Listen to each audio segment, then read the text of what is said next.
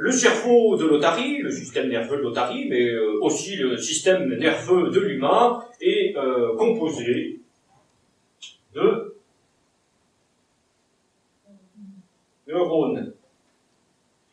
On rame, hein. Là, l'otarie va plus vite que vous, hein.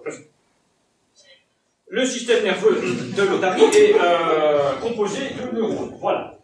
Ces neurones, et moi, voilà, ces neurones s'assemblent ensemble pour former ce qu'on appelle des réseaux de neurones. Ces réseaux de neurones communiquent entre eux via des signaux électrochimiques, activant ainsi d'autres réseaux, et ainsi, finalement, donc là c'est un exemple de cerveau très simple, hein, extrêmement simplifié à l'extrême, puisqu'il s'agit ici, je crois, de la schématisation du cerveau d'un mannequin de mode. L'otarie est un peu plus complexe, mais on reste finalement dans les mêmes patterns. Voilà, toutes les communications se font par des signaux électriques qui sont tout simplement propagés par la polarisation de la membrane nerveuse, hein, qui est au repos à une polarisation légèrement négative d'environ moins 70 millivolts, et qui ensuite, après sommation des signaux électriques reçus le long de l'axone, n'est-ce pas, émet à son tour, via d'autres neurones, une polarisation cette fois positive, que l'on appelle un signal nerveux. Voilà. Là, par exemple, il n'y en a pas beaucoup dans l'assemblée. Ça va, vous suivez ou Oui, professeur. Oui, je vous endors déjà, qu'est-ce qui se passe là? Hein, vous attendiez quoi, des photos d'otarie pendant toute la soirée?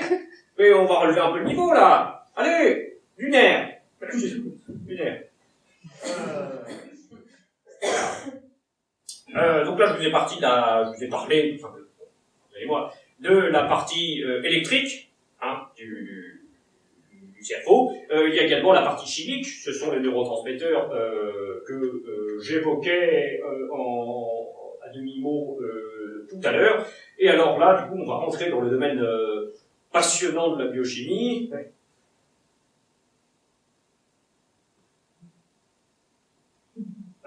Non, on a fini la partie électrique, juste il faut suivre aussi. La polarisation. On verra ça plus tard. Alors oui, on va peut-être faire une petite parenthèse. Hein, et effectivement, là, ce sont des observations que j'ai menées sur une colonie d'otaries. C'était en Floride d'ailleurs, là c'était dans la baie de Tampa. Et donc après avoir suivi ces otaries, j'ai essayé de quantifier globalement le moral de l'otarie. L'otarie est atteinte, comme le sont également les humains, de dépression saisonnière. Et j'essayais là du coup de créer un médicament qui puisse améliorer leur bien-être. Ça n'a pas marché sur les otaries, alors plus tard avec Biotech, je l'ai commercialisé pour les humains. Ça a fait un tabac. Bon, faut dire aussi qu'effectivement, les doses étaient quand même faites pour des individus de 600 kg, alors bon, ça donnait un sacré coup de fouet.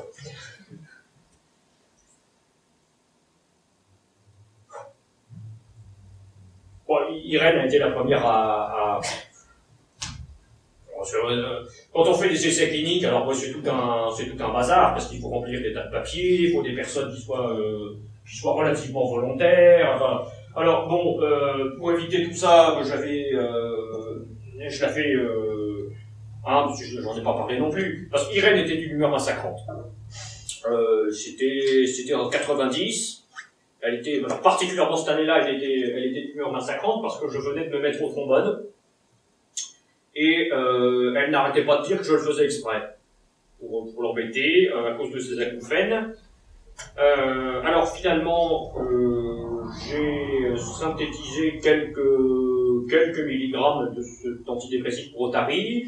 Je l'ai réduit en poudre et je l'ai incorporé à sa ratatouille.